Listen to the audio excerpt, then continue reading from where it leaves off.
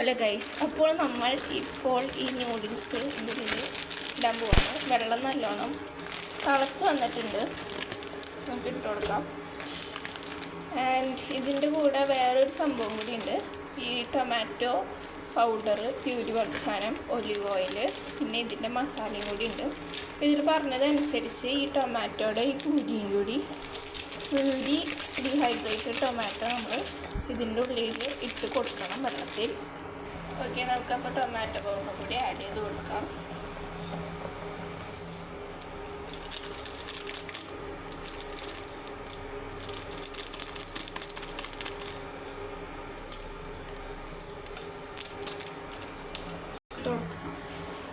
ഇത് നമുക്കൊന്ന് മിക്സ് ചെയ്ത് കൊടുക്കാം. അത്യാവശ്യം വെള്ളം എടുത്തിട്ടുണ്ട്, കാരണം നല്ലോണം ഇത് വറ്റി വന്നിട്ടാണ് നമ്മൾ ബാക്കിയുള്ളത് ആഡ് ചെയ്ത് കൊടുക്കുന്നത്.